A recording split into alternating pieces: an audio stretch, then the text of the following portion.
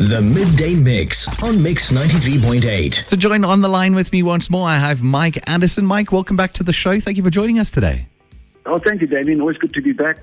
Yeah, so last week we were chatting about this wonderful networking opportunity. This week we're chatting about strategies and ways to give us just a great forward momentum in life.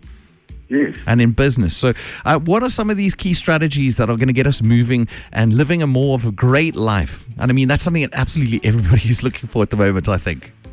It is, David. You know, the thing is, good is not good enough anymore. It's not living a great life. And it's a matter of a few choices. But, you know, sometimes I come across some great stuff that stands out and makes good sense in managing our daily lives and in our quest to get ahead. Although our lives right now are quite different, it's a great time to learn, adopt better habits, and prepare ourselves well for the beyond.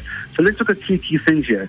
It's not a measure of success to check off the many to-dos in a day if you haven't actually accomplished what matters most. The big key here is matters most. So define the three high-impact actions you want to take each day and list them as all-day tasks on your calendar so you remember what they are. Short, powerful, three tasks. Secondly, the brutal truth is that if everyone else is happy, it sounds strange, then you're likely not doing great work. Great work involves making choices. So you need to be very clear about who you want to say yes to and who matters less. Spend your time on who matters only, because it's always tough to disappoint people. Frame any feedback you might get as being professional, not personal. Thirdly, it's extremely difficult to say no for most. But until you know how to say no to some of your good work, it will be very difficult to say yes to more great work. So master the art of saying yes slowly. Learn to say no to almost everything and everyone and focus on what is important. I quite like that. So manage your degree of focus onto things that matter most. Now, one thing that comes up a lot is the fact that meetings most of times are proving to be an enormous waste of time and energy. How do you feel about this one? Well, this has come in the highlight, especially in recent times. You know, time is our most valuable commodity. And I think that, we all know that meetings can be enormously a waste of time and energy. And here's a big global shift here. Only quick, meaningful meetings. Now is the time to adopt fine-tuned meeting strategies, maybe shorter to the point. Online meetings will be a bigger part of our future than in our past. But in my opinion, I certainly don't have any doubt about that. And I think the key thing here is, whether it's online or face-to-face, is to keep them short to the point and limit the amount of time spending in wasted meetings. And then figure out this is important, figure out the most ineffective meetings you're asked to attend to, and of course, stop attending them. And then here again, ask to be sent a list of action items instead. Look, if you're meeting if a business owner is meeting with a funder and they want to fund, it's quite difficult to control the situation. So I think we've got to get ourselves into a habit of short, powerful, to-the-point meetings and eliminate those unnecessary meetings. 100%. I mean, I think there are a lot of people out there who often have to attend these meetings and they feel like, you know what, this could actually have just been done in an email. We didn't actually need to spend time meeting up with this. It's a complete waste of time. You've got to learn to say no to almost every meeting. Yeah. And that sounds pretty harsh.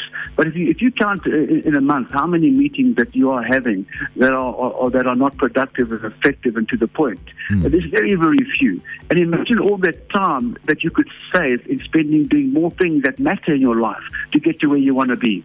Oh, most definitely. Now, we need to learn to disconnect and change places. Could you expand on this and why it's such an important success factor?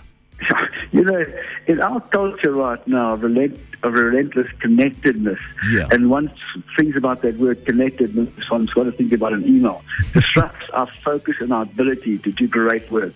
We have to disconnect. We've got to search for systems or structures to manage the relentless flow of emails, because answering 150 emails in a day is no one's definition of great work. Now, there's some great solutions out there. There's great, it's a discipline here. It's time management.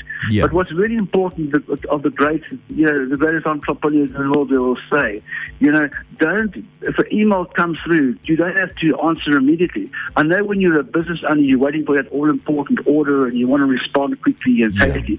But it really amounts to wasting a great deal of time during the day.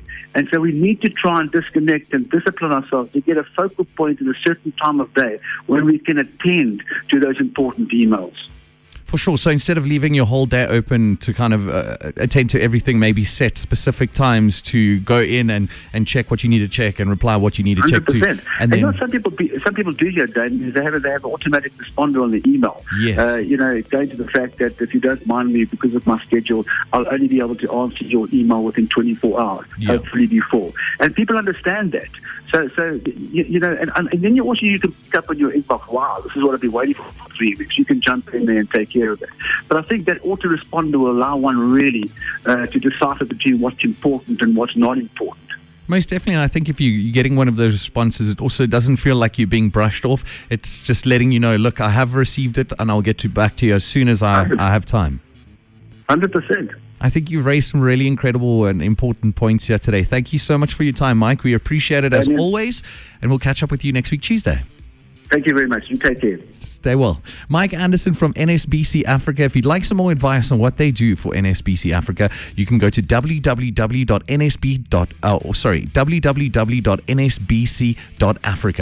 The Midday Mix on Mix 93.8.